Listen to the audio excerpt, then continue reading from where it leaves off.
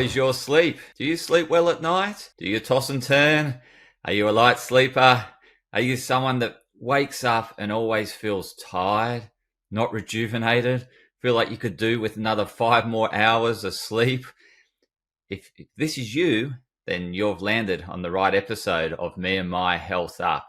I'm your host, Anthony Hartcher. I'm a clinical nutritionist and lifestyle medicine specialist. The purpose of this podcast is to enhance and enlighten your well-being. And today I'm going to be doing that on the topic of optimizing your sleep. So it's that time of the year. We're in summer in the Southern Hemisphere and we have longer days and we are a lot more active because of it's warmer, it's lighter, and we can do more and fit more into our day of the daylight. So it is a time of the year where we often go quite sleep deprived, and I'm going to be sharing some insightful tips on how to get a good night's sleep easily, sleep well, and wake up rejuvenated.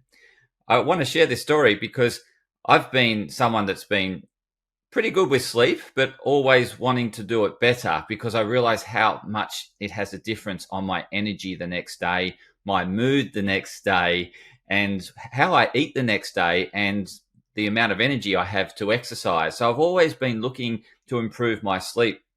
I acquired a Oura ring in order to help my sleep, or at least track my sleep and better understand my sleep patterns and whether I'm getting a good night restorative sleep and how many hours, because in actual fact, when you go to bed, there's time where you're lying in bed that you're not actually sleeping, that you can think, well, I was in bed for 10 hours, therefore I got 10 hours sleep. But it's not like that, because you have a sleep efficiency, which in actual fact, you could be in bed for 10 hours, but only have an 80% sleep efficiency and therefore only getting 8 hours. Only getting 8 hours, well, that's your nightly recommended intake. So between 7 and 9 for adults is what is recommended for, and that's sleeping time. That's not actually time in bed. So it's really important we distinguish that and understand how much actual time we're sleeping. There's many devices that can do this. There's the Apple Watch, the Garmin, there's the Fitbit. There's plenty of devices out there where you can track your sleep. But I suggest you get a good device. The Oura Ring is really recommended, comes recommended from me. It's very accurate. That's what I like about it. Its accuracy is really good. And it's not something that you really notice on your body. Some people don't like sleeping with watches. And for me, yeah, the ring is not too much of an interference as to something on my body. And it has that intrusive sort of feel about it. So I suggest you get something to track your sleep and measure so that you actually can see how you're performing based on what you're doing during the day. And I'm going to share lots of insight as to what you can do during the day and at night to enhance your sleep. So let's start with where you should start around getting a really good night's sleep. And it really starts with the day. It starts with how you occupy your morning. Are you getting out and getting natural light? So natural light converts our melatonin. And it actually promotes wakefulness through raising cortisol. So our melatonin starts to dissipate and break down, and we start to have a natural rise in cortisol when we see the morning light. And our body starts to produce serotonin, which is the precursor to melatonin. So we actually want to get that morning light to start the cascade to produce serotonin, which is also that neurotransmitter that helps with our mood regulation, feeling good about ourselves. So we want to create plenty of this. And the best way to do that is in morning light. So get out, get your eyes, your photoreceptors in your retina exposed to light. So that morning light, natural light, is the best way to arouse yourself, to get that cortisol production up, to start stopping the melatonin production, start rising the serotonin production. And this is a great way to kickstart your day, is just getting natural light exposure first thing. And that morning light is fantastic. It hasn't got any UV initially. Once it gets 10% above the horizon, that's when the UVA kicks in. But this time of the day is fantastic to get the infrared light, okay? It's part of the light spectrum we can't see, but it's the long wavelength light that is really, really helpful for our restoration of our body, and certainly to get us aroused, awoken, and lifted up. So, also by getting that natural light, we also get the temperature, which is like a second way in which our body senses whether it's night or day. So, we've got our light receptors in our retina, but also our temperature in our skin, our receptors that gauge heat in our skin, our heat receptors in our skin. So, when we get out and we get that first light, we're also telling the skin, yes, it's daytime. Let's start doing daytime activities. Let's start elevating insulin, like with cortisol, so that you can digest food. And so having food in the morning is really important to let the body know to start to continue to do daytime functions. So we want to get the natural light to tell the body, yes, it's morning time through the light receptors, a very powerful way to wake up the body.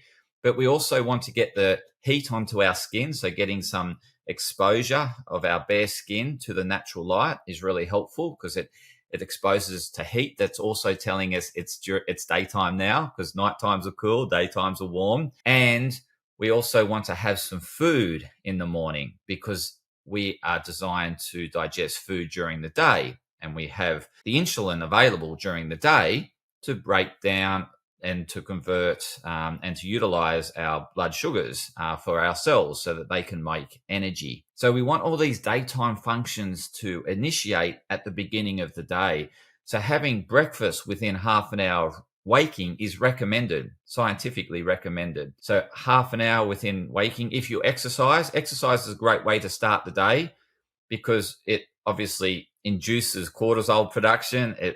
That induces wakefulness. It shuts off melatonin production, and it starts to arouse us. So getting outside in the morning, exercising, natural light, getting that exposure, and then after your exercise, having breakfast, that is telling your body it's the beginning of the day. Get ready. There's more to come, but it's the beginning of the day. And this morning period up until lunchtime is where we have optimal digestion and assimilation of food. So we want to consume most of our calories at the start of the day and reduce them at the end of the day, because that's when our digestive system is switching off or down regulating. So we want to have more at the start of the day, less in the evening. So like, for example, intermittent fasting or time restricted feeding is best done when we eat less at night and earlier at night and still have breakfast. Missing breakfast is not helpful for us. So we don't want to miss breakfast. We actually want to have breakfast, but in order to do intermittent fasting, we want to have less at night and eat earlier at night in order to get that time restricted feeding happening. So I really recommend you initiate your digestion around the start of the day. And when you start to eat less at night, you'll feel hungry in the morning. What I find is a lot of clients eat a lot at night and they're not hungry in the morning. They don't need to eat because their body's still digesting last night's dinner. And so it hasn't had the time to get that deep restorative recovery repair going on with the digestive system because of the massive consumption of food at night. And we have our best restorative regeneration occurring at night, particularly between that 10 p.m. and 2 a.m. is where we get that deep restorative rejuvenation. That 2 a.m. to 7 a.m. is where we get the emotional support, the emotional regulation. And it helps with us remembering things as well. So getting those neural connections embedded, those pathways embedded in terms of what we learnt the day before. And also in terms of helping us have, a good mood the next day by having that second part of the sleep, which is the dreaming part of the sleep. It's that more lighter sleep phase, but it's equally as important in terms of emotional support. And the earlier part of the night, the 10 p.m. to 2 a.m. is where we have the deeper or the longer, duration of deep restorative sleep. We're getting into that real deep restorative sleep, into those delta waves.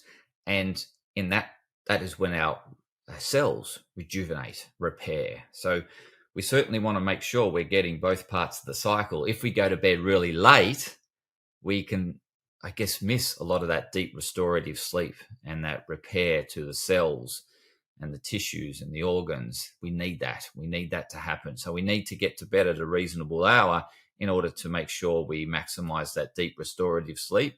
And then we also get our emotional support at the back end of the night. So let's get into what else you can do during the day. So exercise during the day and being active during the day really supports sleep at night, because what we're doing is we're utilizing our ATP, which is what our mitochondria produces, the powerhouse of the cell, and it's converting to ADP and then to adenosine. So it's converting from ATP to ADP and then into AMP and then into adenosine.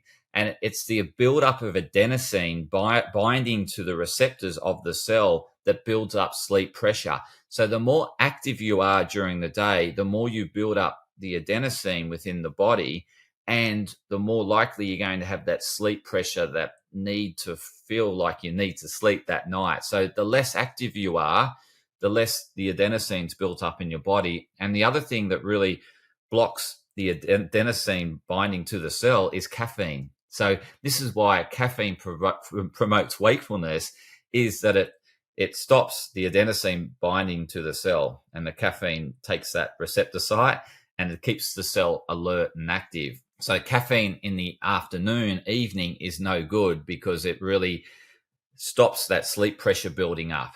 It slows it down, and we don't want that. And caffeine has a long half-life, so it takes ages to break down in the body, a long time to break down. So really, no caffeine after 12, ideally, or reducing your caffeine intake after 12 is better, because it will allow the sleep pressure to build up. We actually want to feel tired when we get home from work. That's natural. That's normal, right? We don't want to be waking up in the evening. We actually want to be feeling tired. We want to be getting to bed well and truly around that 10 p.m. or around that time. And again, there's the chronotypes of sleep too. So some people have the night owl sort of chronotype, which means they go to bed later, wake up later, and that's important.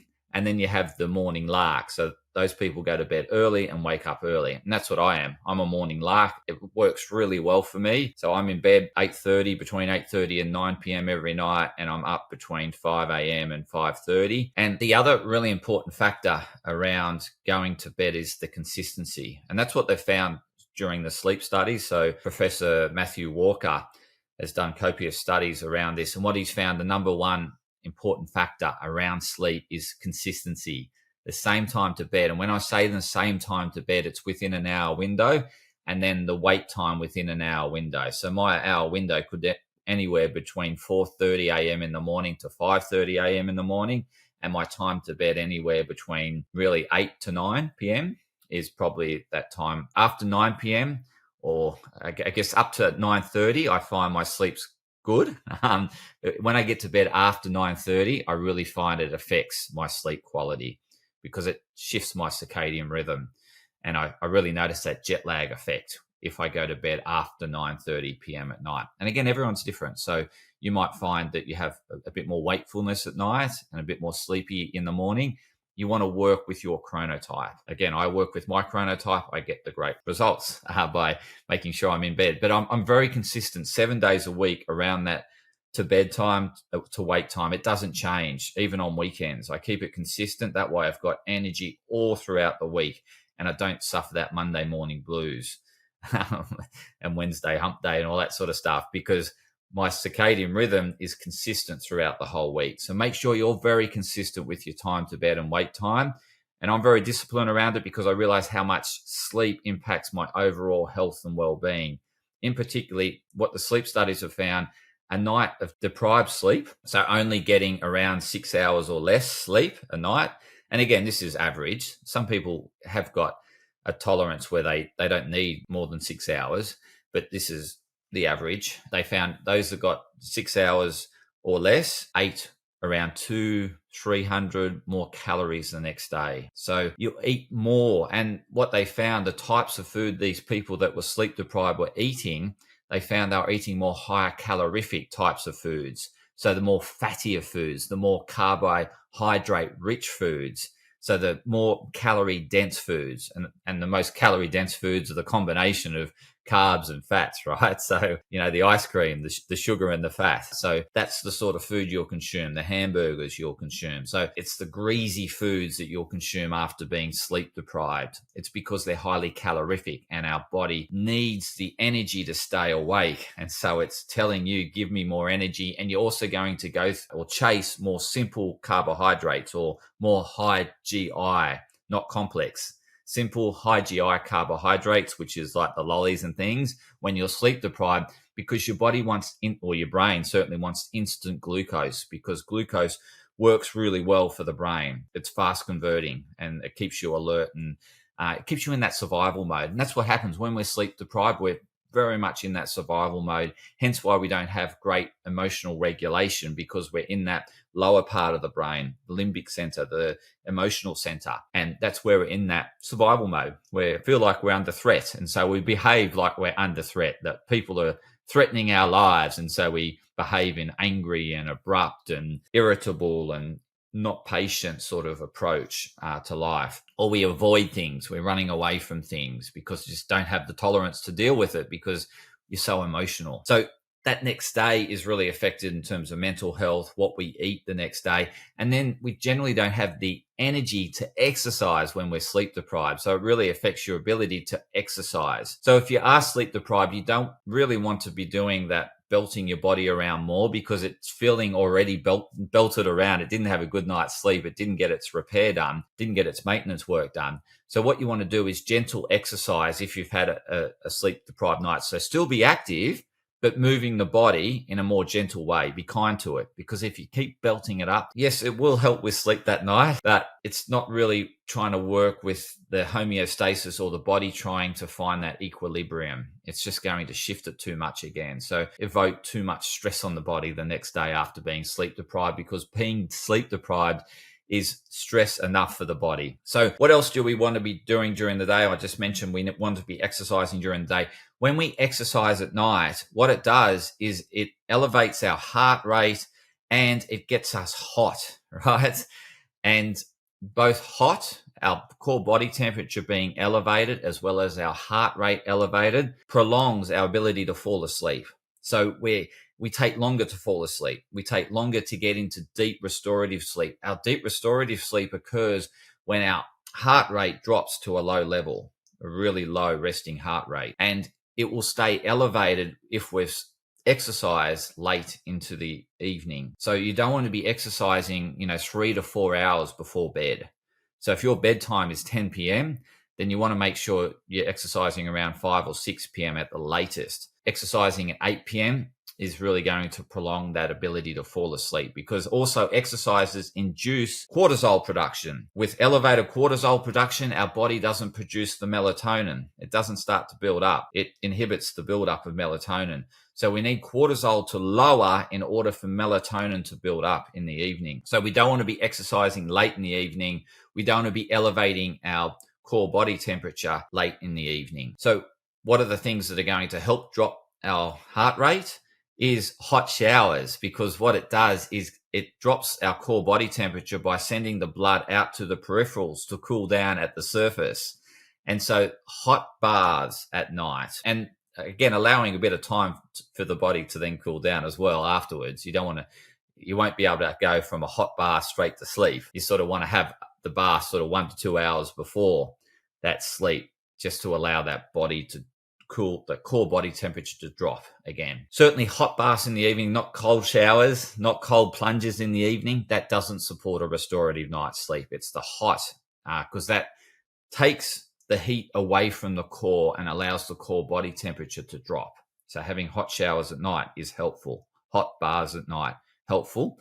That drops our temperature and heart rate. So on the discussion around temperature, what you want to also make note of is the room temperature. The ideal temperature, room temperature, is around that 18 degrees Celsius is around ideal, but it really depends on your metabolic rate. And if you've got high metabolism, then you're generating a lot of heat. So you probably need a cooler room.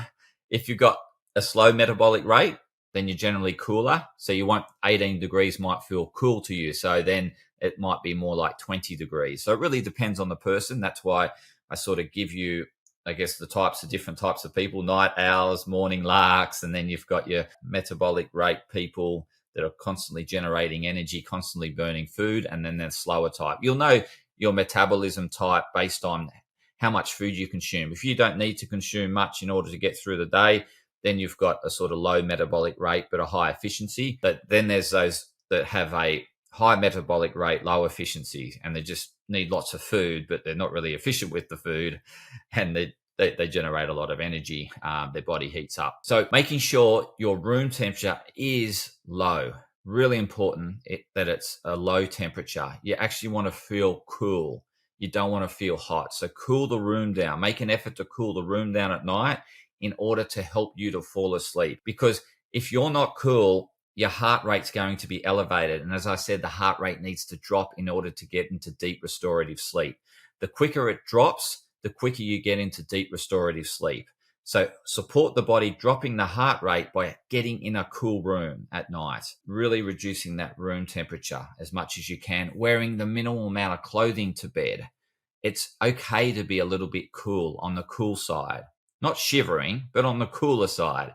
You don't want to be too hot, because too hot will make it difficult to fall asleep because your heart rate's elevated. So wear light things at night. Cool the room is really important. Now, darkness. Darkness is really important. For those listening, I'm holding up a night mask that I wear. So I've just started wearing this night mask at night, and it has dropped or improved my sleep even more. So my sleep has gone to another level by wearing this night mask consistently. My heart rate has even dropped further. So my resting heart rate at night's dropped further simply because of the darkness in the room. And studies there've been comparable studies done around the light intensity. So lux is a measure of light intensity, and they did a study with those exposed to 100 lux, which is still, it's not light, but you can see your way around, right? So 100 lux is, you want to be your room, your house, before going to bed, you really want it to be around 100 lux in order for that light intensity to drop enough so that your body starts producing melatonin. So this is why you don't want to have white blue light exposure in the evening, particularly 2 to 4 hours before bed. You want to minimize it, and really minimize it 2 hours before bed, so that the melatonin can build up in your body, and that invokes that drowsiness, that ability to fall asleep and get into, when the melatonin peaks is when we're really getting deep restorative sleep. So we want to allow that to build up through dropping the lights, have your light intensity less than 100 lux. And there's an app that you can download, and I'll include the app in the show notes. It's a app. It's just an indicative idea. So you essentially expose your camera to the light in the room, and it will tell you the estimated lux based on the algorithm. And it gives you an indication. It's not entirely accurate, but it gives you an indication of the lux in the room. So this study compared those that was exposed to 100 lux, which I said, in 100 lux, it's not much light, but you can still see yourself. You can still move around. Compared to 4 lux, which is nothing. It's dark. 4 lux is very dark. So they did this comparable studies, and what they noticed, that the insulin sensitivity had significantly improved in those that were in the 4 lux, the darker room, compared to those in the higher lux, the 100 lux light intensity. So insulin sensitivity is really important around weight loss and blood sugar regulation, and minimizing the risk of type 2 diabetes, and reducing, I guess, the belly fat coming on. So the belly fat is a result of insulin resistance. So we want insulin sensitivity. A good night's sleep and a real deep restorative night's sleep will improve the blood sugar regulation the next day. So with a poor night's sleep, next day cortisol's elevated. So cortisol is that stress hormone that keeps us awake. It will be elevated and remain elevated from the poor night's sleep. And what that invokes is insulin production. And again, it's more the consecutive days or nights of poor nights sleep, the build up. So it's more the chronic state that's not good for our body. the acute state, our body can handle a poor night's sleep and then get back into homeostasis quite quickly. But when it's constantly sleep deprived, then we start to have this constant cycle of elevated cortisol, reduced melatonin, so reduced deep restorative sleep, and elevated insulin, and then our body becomes desensitized to insulin. So the sensory desensitization. So it's the overexposure to a particular thing that the body then sees that as the new norm level. So therefore, if you've got high levels of insulin constantly, the body then sets a higher set point around the amount of insulin that it needs to work with. And then therefore it becomes less tolerant to lower amounts of insulin. And so we constantly have high levels of insulin, which causes this insulin desensitization of the cell and the receptor. And so therefore we need more and more higher levels of insulin in order for glucose to get into the cell. And so when we have high insulin resistance, we feel we don't have the energy, but we're taking plenty of energy in. Our body's demanding energy because it's saying, well, my cell's got no energy. I need more energy. So you're taking the energy in, but because you have this poor communication and the cell's not uptaking the glucose into the cell because it's desensitized to insulin, because insulin helps open the door of the cell to allow glucose in. Glucose is knocking on the door of the cell saying, let glucose in, or insulin's knocking on the door of the cell to say, let glucose in.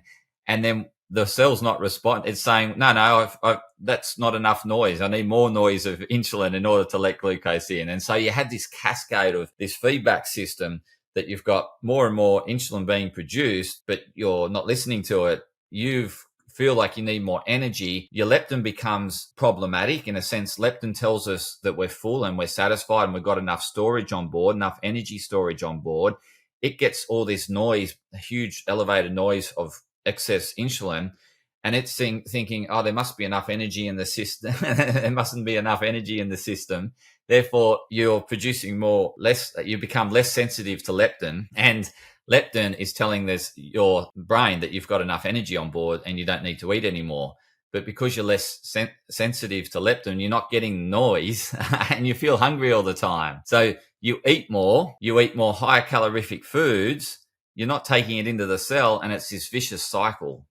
Being sleep deprived, elevated cortisol, elevated insulin over a period of time reduces the leptin signaling and your ability to pick up on leptin signals to say that you're full and satisfied and you've got enough storage on board. And so you're getting these signals to your brain saying, no, there's not enough stores. You need more stores. And you're thinking, no, I've got heaps of stores, but I've got no energy. And I need more food. And you're thinking, this doesn't make sense. And it's because of the communication breakdown within the body.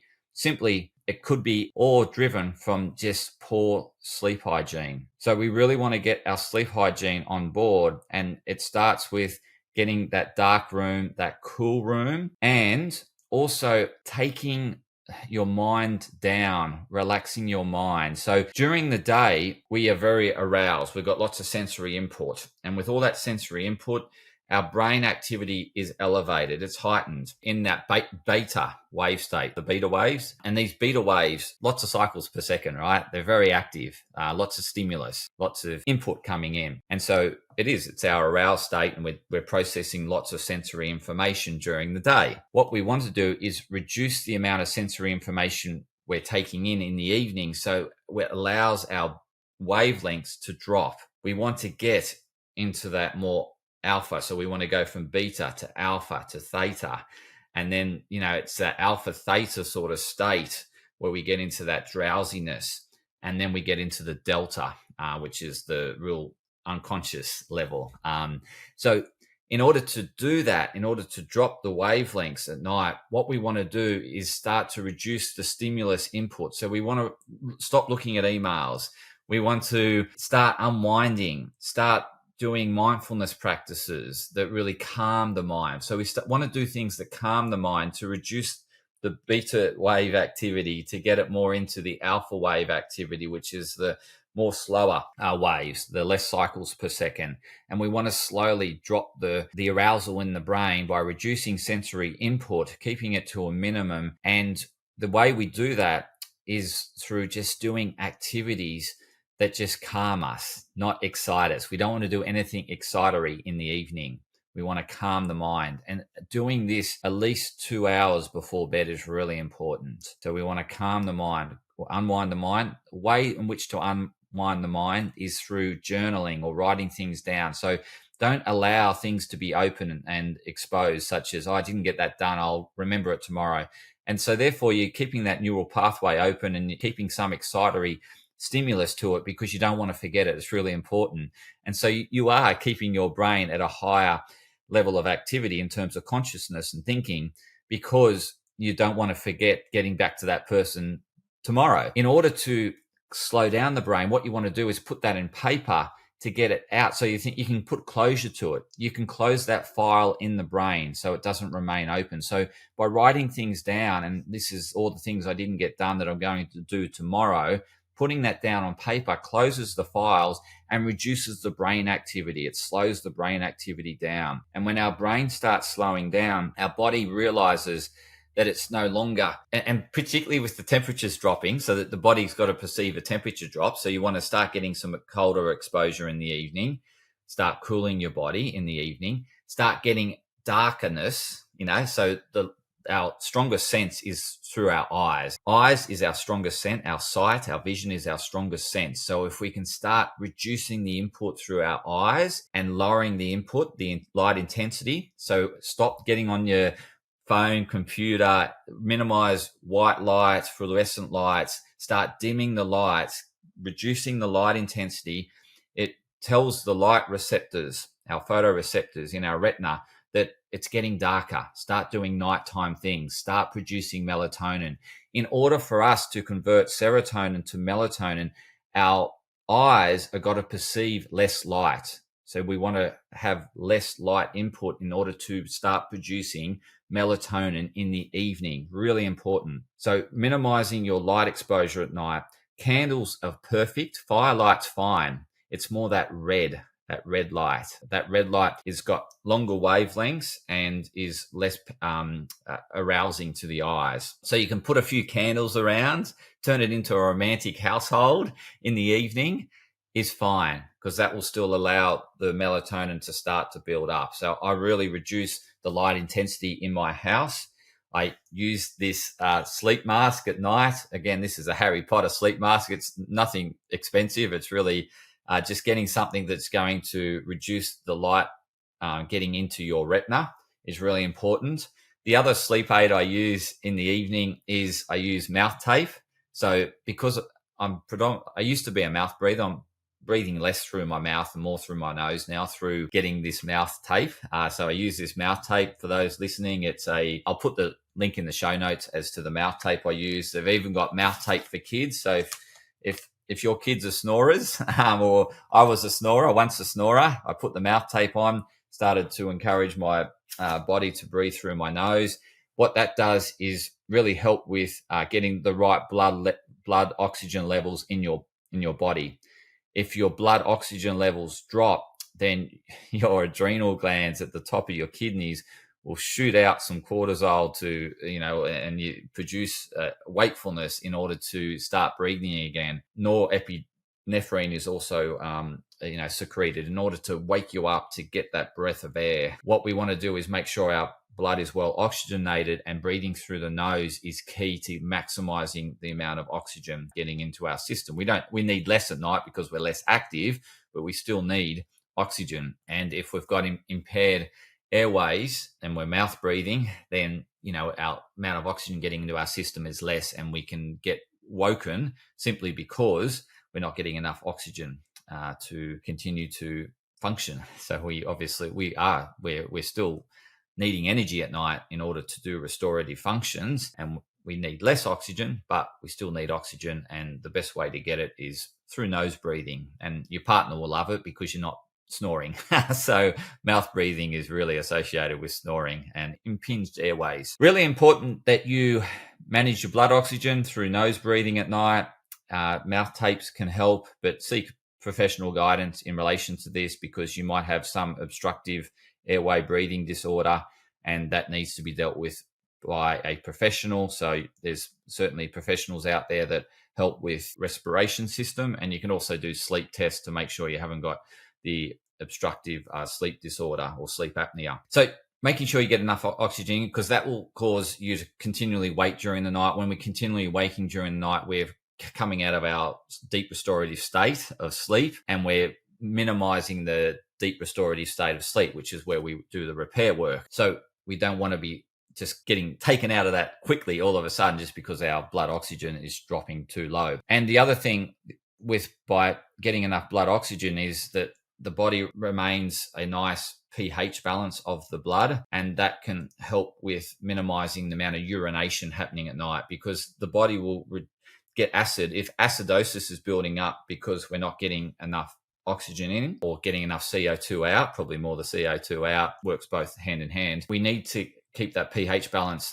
The body then may force you to go to the toilet or wake you up to go to the toilet in order to get the acid concentration out of the body, so that you don't build up the acidosis levels in the body. And that's, excessive amount of hydrogen or excessive amount of acid in the body. Our body's trying to maintain a really narrow bandwidth of pH. So drinking alcohol at night will help you calm the brain. So it does bring you down from the beta high levels, highly excited states. So it does calm the brain. So it will slow the brain waves down. You'll do less processing, less analytical thinking. So it does do that. But the thing is that it also is inducing a toxin into the body. And so the body needs to work hard to get a toxin out of the body and to break the alcohol down. And so the heart rate will be elevated because in order to get the blood around through the liver, in order to process the toxins out of the blood.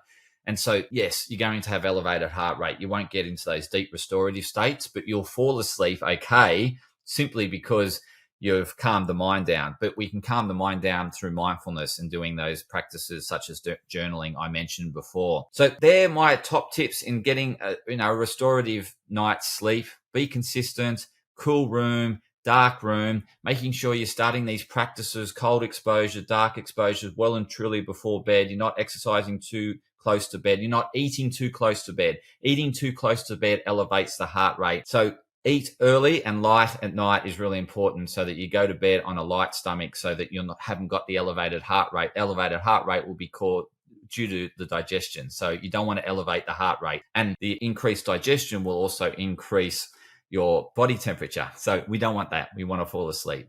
So hope this helps in terms of getting a restorative night's sleep. Please leave your comments and feedback. What's helping you get through in terms of having a good night's sleep? I'd love to hear what else you'd like to know about sleep. Please let me know. I've got plenty of expertise around sleep. I've been studying this for many years now. So please get back to me. I'd love to hear from you, and continue to health up, continue to look after your well-being through making sure you get a restorative night's sleep. Sleep easy, sleep well, and health up. Thank you for listening.